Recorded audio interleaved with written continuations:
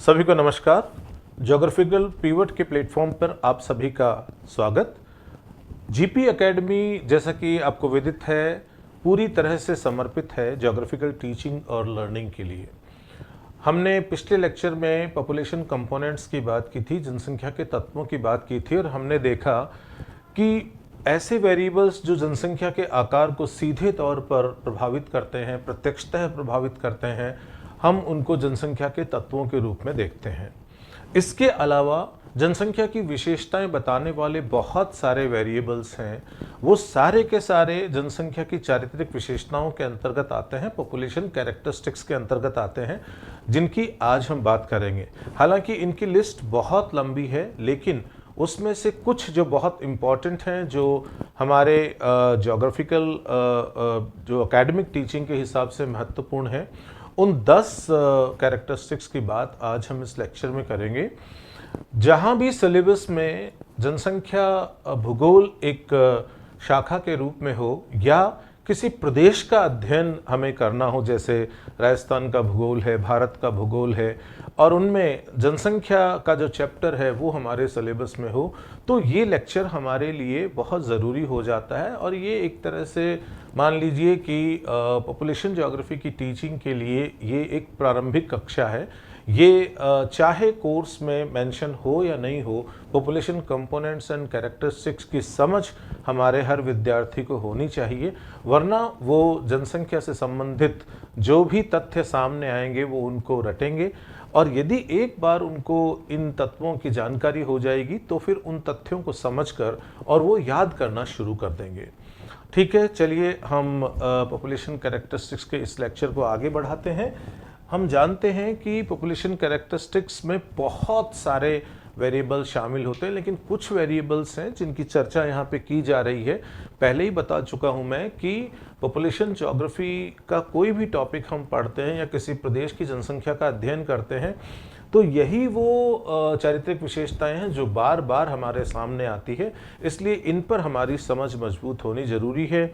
इसमें हम बात करेंगे लिंगानुपात की, हम बात करेंगे आयु संरचना की, वैवाहिक स्थिति की बात करेंगे, विवाह के समय स्त्री की आयु की बात करेंगे, हम साक्षरता और शिक्षा के स्तर की बात करेंगे, हम बात करेंगे नृजातीय विशेषताओं की, धर्म और भाषा संबंधी विशेषताओं की, कार्यशील जनसंख्या और निर्भरता अनुपात की, हम बात करेंगे व्यावसायिक संरचना और श्रम विभाजन की, और लास्टली हम डिस्कस करेंगे जनसंख्या का वितरण और घनत्व।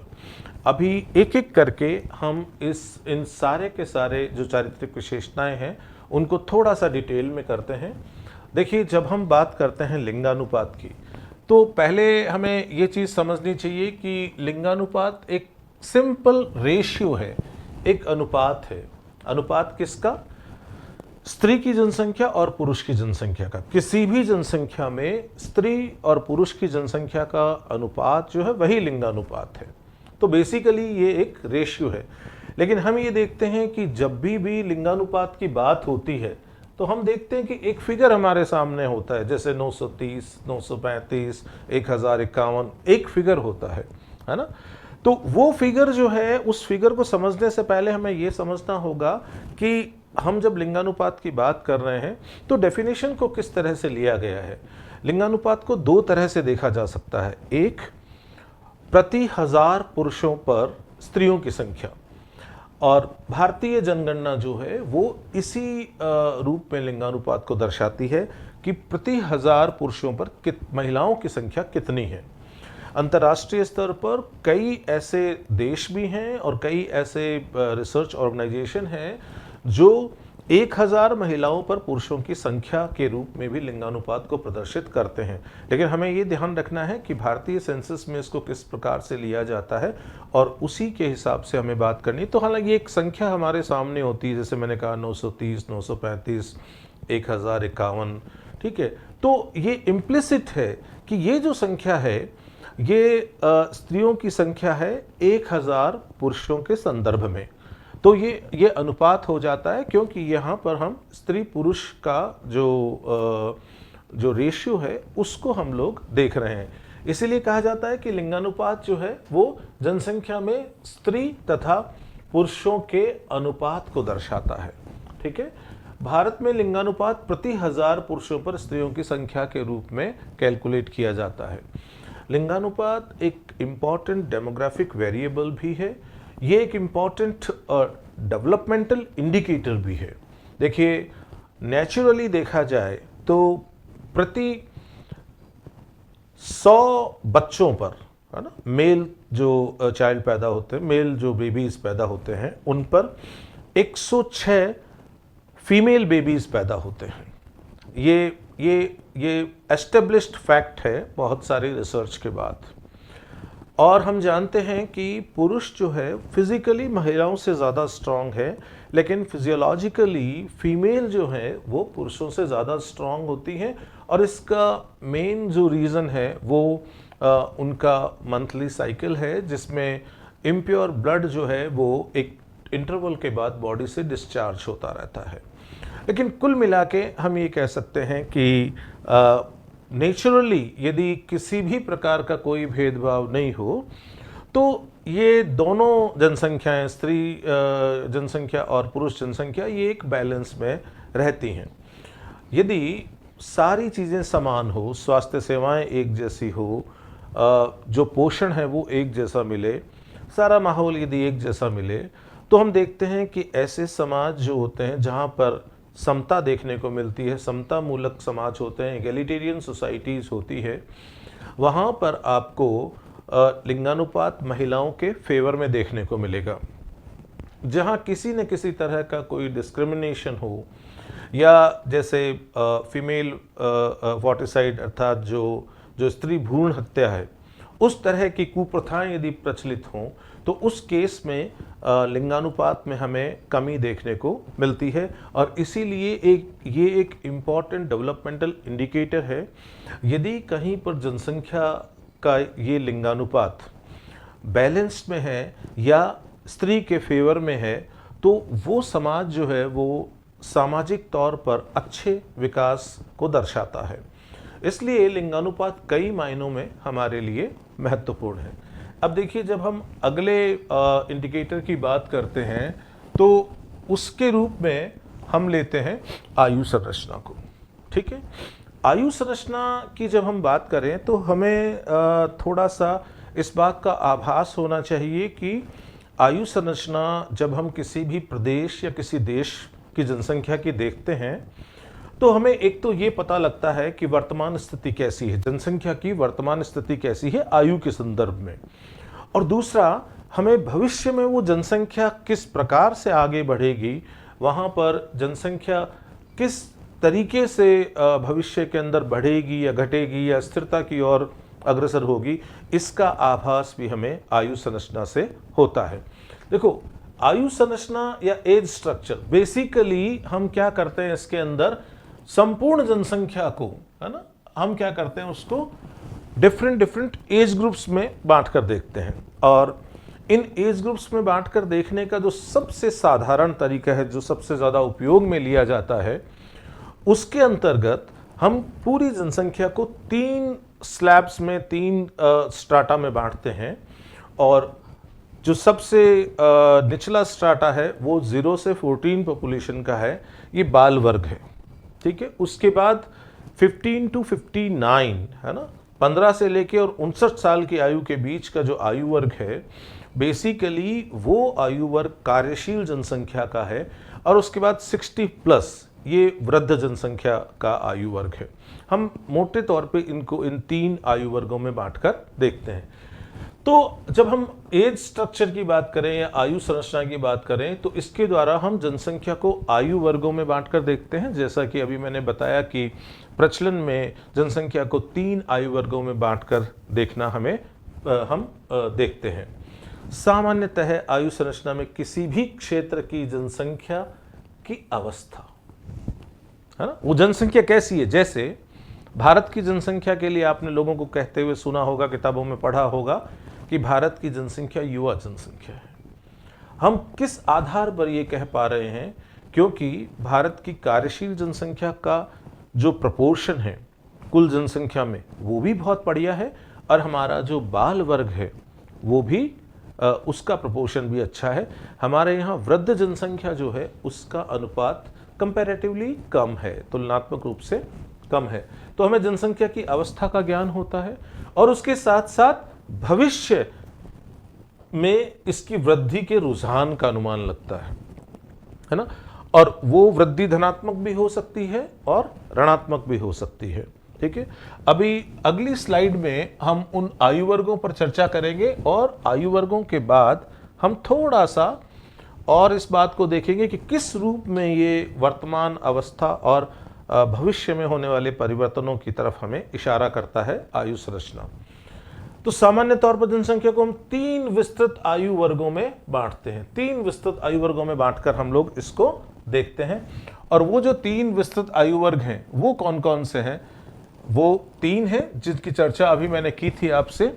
पहला बाल वर्ग, जिसमें 0 से 14 ईयर्स की एज के जो बच्चे हैं वो शामिल होते हैं। फिर है युवा या कार्यशील जनसंख्या, जिसमें 15 से 59 वर्ष की आयु की जो जनसंख्या है उसको शामिल किया जाता है। और ये वृद्ध जनसंख्या है जिसमें 60 वर्ष से अधिक जो आयु वाले लोग हैं उनको शामिल किया जाता है।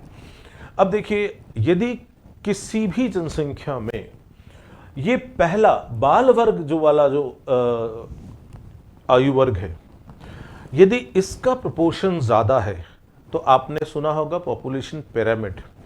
तो पॉपुलेशन पिरामिड का जो आधार होगा, जो बेस होगा, वो चौड़ा होगा, है ना। यदि मान लीजिए किसी जनसंख्या में बाल वर्ग ज्यादा है, कार्यशील जनसंख्या भी अच्छा अनुपात है और वृद्ध जनसंख्या कम है, तो पॉपुलेशन पिरामिड इस तरह से बनता है ना। ये शेप होती है पॉपुलेशन पिरामिड की। यदि आधार चौड़ा है तो पॉपुलेशन पिरामिड आपको इस तरह का नजर आएगा। ठीक है, जहां पर ये जो बेस है ये बाल वर्ग की जनसंख्या को इंगित करता है और इसका जो टॉप वाला पोर्शन है ये वृद्ध जनसंख्या को इंगित करता है। ठीक है, यदि किसी जनसंख्या, अच्छा, इस तरह का जब पिरामिड हमें देखने को मिलता है तो हमें वर्तमान स्थिति पता लग जाती है, क्योंकि इन्हीं आयु वर्गों को हम इस पिरामिड में देख सकते हैं। जनरली पॉपुलेशन पिरामिड में आपने देखा होगा बीच में आयु संरचना दिखाई हुई होती है ना, जैसे 0 to 5 year, 5 to 10 years, 10 to 15, ऐसे करते करते हम लोग बहुत सारे आयु वर्गों में बांटकर जनसंख्या को देखते हैं। और उस आयु वर्ग के कॉलम के दोनों तरफ हम एक तरफ फीमेल और एक तरफ मेल जनसंख्या को दिखाते हैं। उनके आयत हमें वहां देखने को मिलते हैं, उनके हॉरिजॉन्टल बार्स हमें वहां देखने को मिलते हैं। ठीक है, तो यदि वो इस तरह का आता है तो साफ पता लगता है कि बाल वर्ग का अनुपात जो है वो अच्छा है, युवा जनसंख्या का अनुपात भी ठीक है और वृद्ध जनसंख्या का अनुपात कम है। इसको देखकर, इन आयु वर्गों पर समझ विकसित करके हम ये भी अंदाजा लगा सकते हैं कि भविष्य में यहां पर जनसंख्या वृद्धि अच्छी रहेगी। जहां पर दुनिया में ऐसे देश भी हैं जहां पर जनसंख्या की ऋणात्मक वृद्धि हमें देखने को मिलती है। ऐसे देश जहां पर जनसंख्या की ऋणात्मक वृद्धि हमें देखने को मिलती है, वहां पर बाल वर्ग बहुत ज्यादा सिकुड़ चुका है ना। और वहां पर जो युवा वर्ग है उसका प्रपोर्शन ठीक ठाक है और जो वृद्ध जनसंख्या है उसका अनुपात बढ़ता जा रहा है।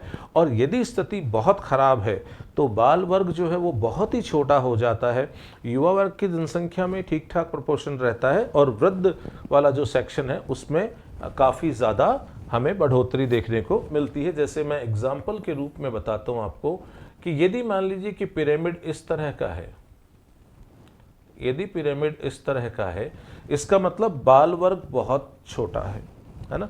कार्यशील जनसंख्या का अनुपात ठीक ठाक है, वृद्ध जनसंख्या का अनुपात लगातार बढ़ रहा है। अलग अलग पिरामिड की शेप देखकर हम ये अंदाजा लगा सकते हैं कि मोटे तौर पे वहां पर आज की तारीख में आयु संरचना कैसी है, आयु वर्गों की स्थिति कैसी है, वहां पर बाल जनसंख्या का अनुपात कैसा है, वहाँ पर कार्यशील जनसंख्या जो है उसका प्रोपोर्शन कैसा है, वहाँ पर वृद्ध जनसंख्या जो कि निर्भर जनसंख्या होती है बाल वर्ग की तरह, उसका प्रोपोर्शन कैसा है। और उससे हम ये अंदाज़ा लगा सकते हैं कि भविष्य में उस देश या उस प्रदेश की जनसंख्या की चाल कैसी होगी। जैसे भारत में हमने ये देखा कि भारत के आज़ाद होने के बाद हम देखते हैं तो लगातार हम देखते हैं कि हमारा पॉपुलेशन पिरामिड का बेस बहुत चौड़ा था, ठीक है। और पॉपुलेशन पिरामिड को देखकर ही साफ अंदाज़ा लगता था कि हमारे यहाँ पर हम पॉपुलेशन की अत्यधिक वृद्धि वाले दौर से गुजर रहे हैं। अब धीरे धीरे धीरे करीब पिछले 2 से 3 दशकों में विशेष तौर पर हमारी जो पॉपुलेशन का जो सबसे निचला सेक्शन है, जो बाल वर्ग है, इसका प्रपोर्शन थोड़ा सा कम हुआ है।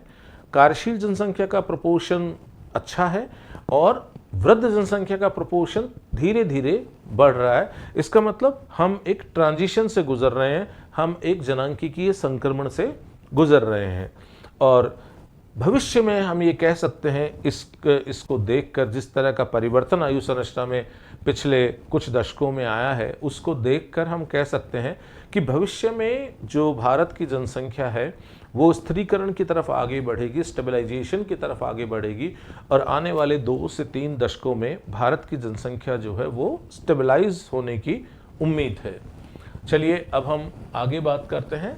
जो तीसरा महत्वपूर्ण जो जनसंख्या की चारित्रिक विशेषताओं से संबंधित वेरिएबल है वो है मैरिटल स्टेटस। देखिए, भारत के अंदर विशेष तौर पे यदि आप बात करो तो हमारे यहाँ बेबी प्रोडक्शन का सीधा संबंध मैरिटल स्टेटस से है। इसलिए ये मैरिटल स्टेटस भारत जैसे देश के लिए बहुत महत्वपूर्ण हो जाता है। अब देखिए, यहाँ पर यदि हम मैरिटल स्टेटस की बात करें तो क्या है कि किसी व्यक्ति की वैवाहिक स्थिति है ना, वो विवाहित है या अविवाहित है, इसको हम लोग इससे दर्शाते हैं। और ये भारत जैसे देश के लिए बहुत महत्वपूर्ण है क्योंकि हमारे यहाँ बर्थ का इंसिडेंस सीधा मैरिटल स्टेटस से जुड़ा हुआ है, इसलिए हमारे केस में ये वेरिएबल काफ़ी इम्पॉर्टेंट हो जाता है। अब देखो, अगला जो चारित्रिक विशेषता है वो है विवाह के समय स्त्री की आयु, फीमेल एज एट मैरिज। ये एक बहुत इम्पॉर्टेंट डेमोग्राफिक वेरिएबल है। हम अच्छी तरह से जानते हैं कि एक महिला की जो उत्पादकता होती है, जो उसका रिप्रोडक्टिव स्पान है, वो 15 से लेके 49 वर्षों के बीच में होता है, ठीक है। अब इसमें आप थोड़ा देखिए कि यदि कोई महिला 18 वर्ष की आयु में विवाहित होती है, ठीक है, तो उसका एक लंबा रिप्रोडक्टिव स्पान होता है। वो 49 वर्षों की जब तक होगी तब तक उसकी बेबी प्रोडक्शन कैपेसिटी रहती है, वो प्रजनन काल में होती है, ठीक है। उस केस में संभावना ऐसी होती है कि वो, हालांकि और बहुत सारे कारक काम करते हैं, लेकिन उसके बावजूद एक संभावना होती है कि ज़्यादा संख्या में बच्चे पैदा हो सकते हैं। एक महिला यदि विवाह के बंधन में ही 30 साल की उम्र में बंध रही है तो उसका जो रिप्रोडक्टिव स्पान है वो बहुत छोटा रह जाता है, वो केवल और केवल 19-20 वर्ष का रह जाता है और वो मैच्योर भी हो चुकी होती है।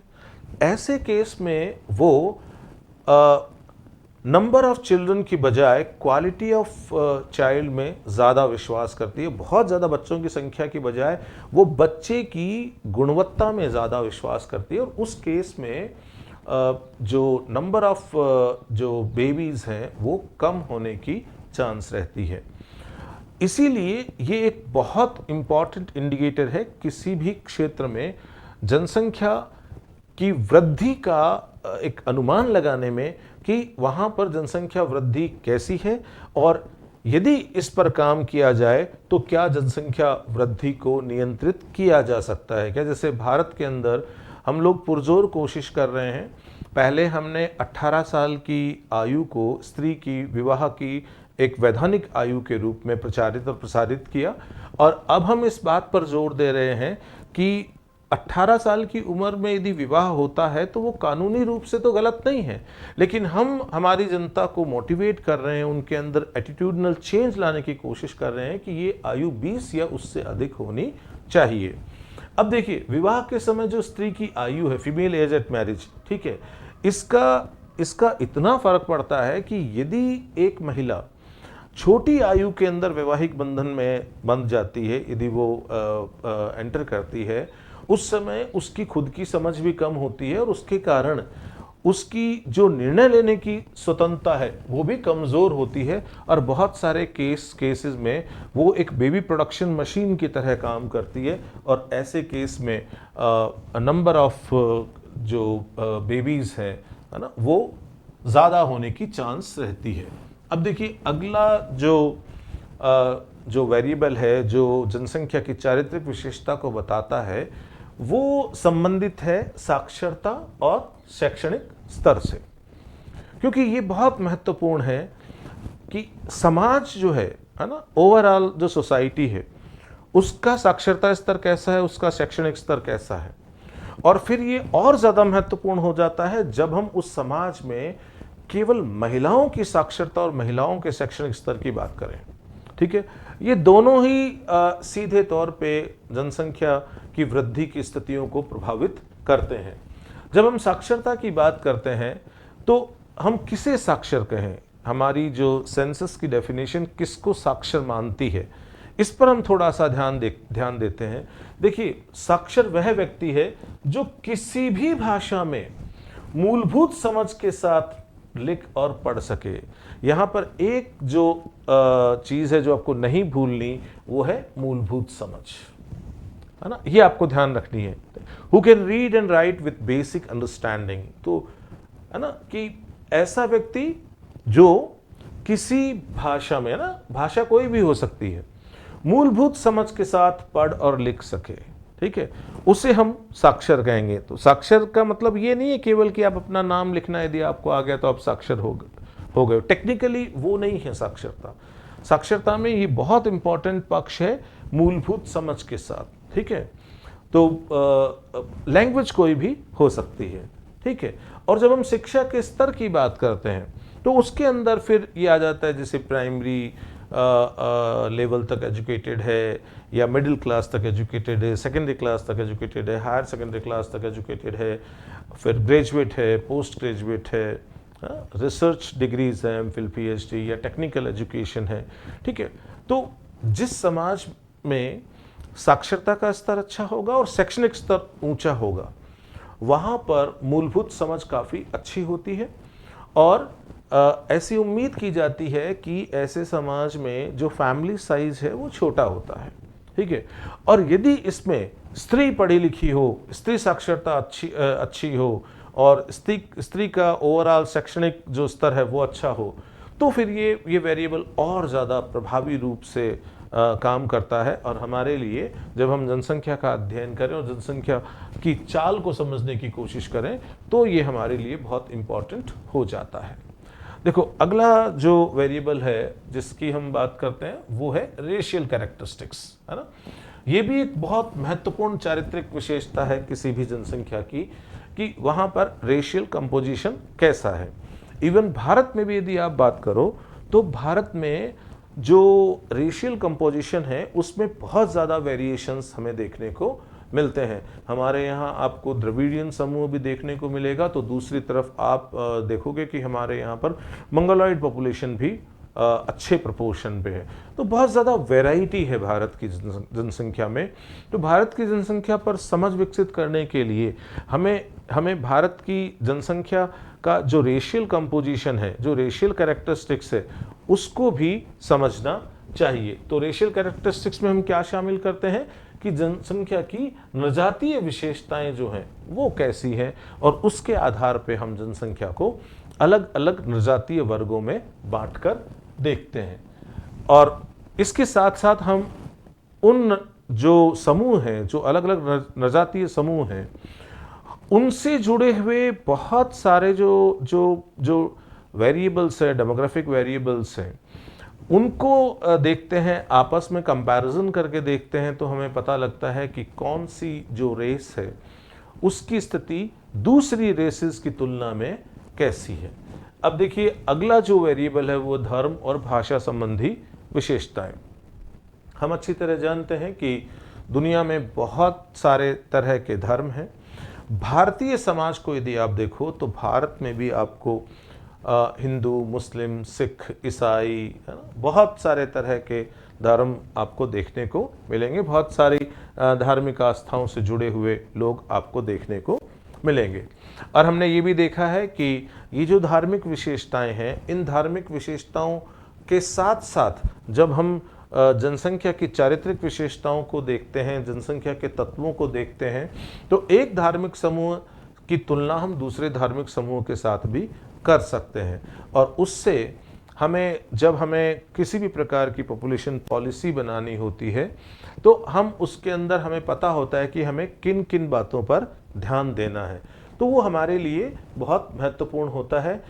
और इसी प्रकार भाषा समूह, जैसे आप जानते हो कि भारत में अनेकों प्रकार की भाषाएं बोली जाती है, ठीक है, तो जो भाषा समूह है उसके आधार पर भी जनसंख्या को बांटा जा सकता है। आपको पता होगा कि भारत में जितने भी जो राज्य का निर्माण हुआ है वो भाषाई आधार पे हुआ है। यदि आप सन 2000 तक यदि भारत में राज्यों के निर्माण को देखो, चाहे आप 1956 में देखो और उसके बाद अनेकों बार नवीन राज्यों का निर्माण हुआ, हमेशा भाषा उसके लिए एक महत्वपूर्ण आधार रहा। हालांकि हम जानते हैं कि जब उत्तराखंड, झारखंड और छत्तीसगढ़ ये राज्य बनाए गए थे, उस समय भाषा जो है वो मुख्य आधार नहीं था। उस समय रीजनल डेवलपमेंट से जुड़ी हुई बहुत सारी बातें थी जिसके आधार पर इन नवीन राज्यों का गठन किया गया था। लेकिन आप यदि ओवरऑल यदि भारत में राज्यों के निर्माण और पुनर्निर्माण की बात करें तो उसमें भाषा बहुत अहम भूमिका निभाती है। तो भाषा की जानकारी होना भी बहुत महत्वपूर्ण है। अब देखिए, जो अगला गुण है जनसंख्या का, जो चारित्रिक विशेषता है, वो है कार्यशील जनसंख्या एवं निर्भरता अनुपात। ठीक है, आपने अभी थोड़ी देर पहले ही देखा था कि एक हमने चारित्रिक विशेषता देखी थी आयु संरचना, और उस आयु संरचना में हमने जनसंख्या को 3 आयु वर्गों में बांटा था। एक था 0 से 14 वर्ष, ठीक है, एक था 15 से 59 वर्ष, और एक था 60 प्लस। ये 3 वर्ग थे। अब देखो, इन 3 वर्गों में ये जो पहला वर्ग है ये है बाल वर्ग, ये बाल वर्ग है, और ये जो बीच वाला है ये कार्यशील जनसंख्या वाला वर्ग है, ये युवा वर्ग है, और ये जो है लास्ट वाला ये वृद्ध जनसंख्या का वर्ग है। ठीक है, तो इस तरह हमने इसको 3 में बांट कर देखा था। जब हम कार्यशील जनसंख्या की बात करते हैं तो हम ये देखते हैं कि जनसंख्या में इस जनसंख्या का अनुपात कितना है ना, 15 से 59 वर्ष की जो जनसंख्या है उसका अनुपात कितना है, ये कार्यशील जनसंख्या है। आप जैसे घर से बाहर निकलते हैं, मान लीजिए घर से बाहर निकलते ही आपने सबसे पहले बाहर आपकी सोसाइटी के बाहर आपने चौकीदार देखा, फिर आपने एक ऑटो हायर किया तो ऑटो चालक देखा, ठीक है, फिर आपको किसी शॉप से कुछ लेना था, खरीदना था, आपने उस शॉप पर गए और वहाँ से आपने कुछ परचेजिंग की। ऐसे करते करते पूरे दिन आपने अनेकों लोगों से सेवाएं ली। आप ये देखते हो कि ये सेवा देने वाले लोग हैं वो प्रधानतः इसी वर्ग से संबंध रखते हैं, 15 से 59 वर्ष की आयु से, है ना। तो ये बेसिकली कार्यशील जनसंख्या है। ये कार्यशील जनसंख्या जो है, ये जो जनसंख्या है इसके ऊपर निर्भर है हमारा बाल वर्ग और हमारा वृद्ध वर्ग। इसलिए इसको बाल निर्भरता बोलते हैं। 0 से 14 साल की जो आयु वर्ग है इसको बाल निर्भरता बोलते हैं कि ये आयु वर्ग है वो कार्यशील जनसंख्या के अनुपात में कितना है। इसी प्रकार ये जो आयु वर्ग है ये वृद्ध निर्भरता के अंदर आता है, ओल्ड डिपेंडेंसी के अंदर आता है, और इसमें ये देखा जाता है कि इसका अनुपात जो है वो कार्यशील जनसंख्या के संदर्भ में कितना है। और जब हम बाल वर्ग और वृद्ध वर्ग को जोड़ देते हैं और फिर हम किसी प्रदेश या किसी देश की जनसंख्या में हम इस निर्भर वर्ग का अनुपात देखें कार्यशील जनसंख्या के संदर्भ में, तो वो कुल निर्भरता कहलाती है, वो टोटल डिपेंडेंसी कहलाती है ना। तो इस तरह से हम डिपेंडेंसी रेशियो को कई रूप में देख सकते हैं। अब देखो, कार्यशील जनसंख्या की बात करें तो हम ये देखते हैं कि कार्यशील जनसंख्या जो है ये प्रधानतः वो जनसंख्या है जो आज पूरे के पूरे समाज की गतिविधियों को एक तरह से कहें कि रीढ़ की तरह संभाल रही है, संचालित कर रही है। और बालक और वृद्ध वर्ग है, ये क्या है, ये उस जनसंख्या पर निर्भर है। तो किसी भी जनसंख्या को समझने के लिए, उसकी विशेषताओं को समझने के लिए ये चारित्रिक गुण जो है इसको भी ध्यान में रखना बहुत आवश्यक है, इसकी समझ होना भी बहुत आवश्यक है। अब देखिए, जब हम व्यावसायिक संरचना की बात करें, ऑक्यूपेशनल स्ट्रक्चर की बात करें, हम अच्छी तरह जानते हैं कि हम यदि कार्य विभाजन देखें, है ना, और हम यदि मान लो बहुत सारी कैटेगरीज देखें, तो हम ये देखते हैं कि हमारे यहाँ अर्थव्यवस्था में 3 प्रधान खंड या सेक्टर हैं, है ना, प्राइमरी सेक्टर, सेकेंडरी सेक्टर और टर्शरी सेक्टर। यदि हम और गहराई में बात करें तो क्वाटनरी सेक्टर भी है और क्वेनरी सेक्टर भी है, अर्थात हमारे यहाँ प्राथमिक क्रियाएं में काम करने वाले लोग भी हैं, द्वितीय क्रियाओं में काम करने वाले लोग भी हैं, तृतीय क्रियाओं में काम करने वाले लोग भी हैं जो सेवा क्षेत्र है ना, चतुर्थ वर्ग भी है, वो भी सेवा क्षेत्र से संबंधित है, पंचम वर्ग भी है, वो भी बहुत हायर ऑर्डर की जो सर्विसेज है उससे संबंधित है।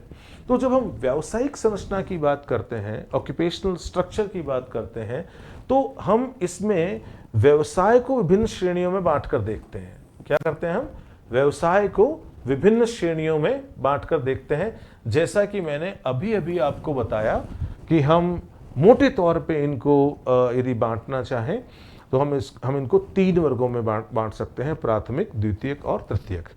ठीक है, तो हम क्या करते हैं, इसको विभिन्न श्रेणियों में बांटकर देखते हैं और हम ये देखते हैं कि कौन से वर्ग में कितने प्रतिशत जनसंख्या लीन है। तो हमें ये पता लगता है कि समाज का स्तर जो है ना, विकास का स्तर कैसा है। हम अच्छी तरह जानते हैं कि यदि हम आज से 50 दशक पहले की बात करें और भारत की जनसंख्या की बात करें, तो भारत की जनसंख्या में कार्यशील जनसंख्या का बहुत बड़ा प्रोपोर्शन जो था वो प्राथमिक क्रियाओं में संलग्न था। आज भी है, लेकिन अब उसका प्रोपोर्शन धीरे धीरे घट रहा है और सेकेंडरी और टर्शरी जो सेक्टर्स है उनका अनुपात थोड़ा थोड़ा बढ़ रहा है। टर्शरी सेक्टर में तो हमें बहुत स्मार्ट ग्रोथ देखने को मिली है। ये इशारा करता है कि भारतीय समाज जो है वो विकास की कौन सी धारा की तरफ, किस दिशा की तरफ आगे बढ़ रहा है। इसलिए किसी भी जनसंख्या की व्यावसायिक संरचना को समझना भी बहुत महत्वपूर्ण है। ये भी किसी भी जनसंख्या की एक महत्वपूर्ण चारित्रिक विशेषता है, जिससे हमें पता लगता है कि वो जो समाज है उस समाज का मानव श्रम वो किस किस अनुपात में किन किन क्षेत्रों में कार्यरत है। हम इसको और ज़्यादा छोटे छोटे खंडों में बांटकर भी देख सकते हैं। आपने देखा होगा 1991 का जो सेंसस था उसमें 9 फोल्ड क्लासिफिकेशन दिया हुआ है। 1981 तक वो क्लासिफिकेशन हमारे सेंसस में आया था। ठीक है, तो उसमें और ज़्यादा कैटेगरीज दी गई हैं। ठीक है, और उनमें बांटकर और पूरी व्यावसायिक संरचना को दर्शाया गया है और उस पर बहुत सारे शोध कार्य भी उसके ऊपर हुए हैं। अब देखिए, हम अगले यदि चारित्रिक विशेषताओं से संबंधित बात करें तो वो है जनसंख्या का वितरण और घनत्व। किसी भी जनसंख्या की विशेषता को यदि हम समझें तो ये समझना जरूरी है कि उस जनसंख्या का उस प्रदेश में, उस देश में डिस्ट्रीब्यूशन कैसा है, वितरण कैसा है और उसके पीछे कौन से कारक जिम्मेदार हैं। क्योंकि पॉपुलेशन का डिस्ट्रीब्यूशन समझने के लिए हमें पहले ये भी समझ लेना चाहिए कि उस प्रदेश की भौतिक विशेषताएं कैसी है, उस प्रदेश में जो आर्थिक संभावनाएं हैं, खनिज हैं, उद्योग हैं, है ना, वो कहाँ कैसे हैं, है ना, या जैसे मान लो तटीय स्थिति हो सकती है, ट्रांसपोर्टेशन लिंकेजेस हो सकते हैं, बहुत सारी चीज़ें हैं जो संज्ञान में रखी जा सकती है। तो किसी भी क्षेत्र की, किसी भी प्रदेश की, किसी भी देश की जनसंख्या को आप समझना चाहते हैं तो जनसंख्या के वितरण से संबंधित कारकों को समझना होगा और उसके आधार पर जनसंख्या का वितरण कैसा पाया जाता है उसको समझना होगा। उसके साथ साथ जनसंख्या का घनत्व जो है वो भी एक बहुत इम्पॉर्टेंट वेरिएबल है किसी भी प्रदेश की जनसंख्या की चारित्रिक विशेषता को समझने में, क्योंकि जनसंख्या घनत्व हालांकि हम कई तरीके से निकाल सकते हैं। सबसे ज़्यादा जो प्रचलन में है वो गणितीय घनत्व है, जिसमें हम सीधा सीधा क्या करते हैं, जनसंख्या का कुल आकार जो है उसमें क्षेत्र कितना बड़ा है, क्षेत्र का क्षेत्रफल कितना है, प्रदेश का क्षेत्रफल कितना है, उससे उसको भाग देते हैं। तो हमें प्रति वर्ग किलोमीटर या प्रति वर्ग मील जो नंबर ऑफ पीपल है ना, व्यक्तियों की संख्या, वो मिल जाती है। मोटे तौर पे वो इशारा करती है कि किन प्रदेशों में या किन क्षेत्रों में जनसंख्या का दबाव अधिक है। इसको और ज़्यादा परिष्कृत रूप से दर्शाया जा सकता है कायिक घनत्व के द्वारा, कृषि घनत्व के द्वारा, ठीक है, जिसमें हम क्या करते हैं, पूरी भूमि क्षेत्र को नहीं लेते हैं, हम केवल उसी क्षेत्र को लेते हैं जो एग्रीकल्चर के लिए उपयोगी है, ठीक है। तो हम इस तरह से पौष्टिक घनत्व की तरफ आगे बढ़ते हैं। फिर हम क्या करते हैं कि उसको और ज़्यादा परिष्कृत करते हैं और कृषि घनत्व की बात करते हैं। लेकिन सबसे ज़्यादा प्रचलन में गणितीय घनत्व है, ये इसलिए है क्योंकि इसके डेटा में हमें पैरिटी मिल जाती है। डेटा पैरिटी से मतलब ये है कि जो पौष्टिक घनत्व की यदि हम बात करें, कृषि घनत्व की हम बात करें, तो हमें वो डेटा जो है वो अंतर्राष्ट्रीय स्तर पर सब जगहों के देखने को नहीं मिलते। और यही कारण है कि हम ज़्यादातर जो एक्सरसाइज है, जो हम जनसंख्या के दबाव को देखने के लिए करते हैं, वो गणितीय घनत्व के ऊपर हम उस पर टिके हुए हैं। इसके अलावा बहुत सारे वेरिएबल्स भी हो सकते हैं, जैसे लाइफ एक्सपेक्टेंसी है ना, जिसको हम जीवन प्रत्याशा कहते हैं। और इतने ही नहीं, n number of variables are there, है ना, जिन पर चर्चा की जा सकती है। लेकिन यहाँ पर 10 वेरिएबल्स चुने गए हैं क्योंकि ये जो वेरिएबल्स हैं ये बार बार आपको किताबों में, जब भी आप जनसंख्या से संबंधित किसी भी चैप्टर को करते हो तो देखने को मिलते हैं। और यही कारण है कि यहाँ पर इन 10 वेरिएबल्स के ऊपर चर्चा करना ज़्यादा उचित समझा गया। Thank you very much.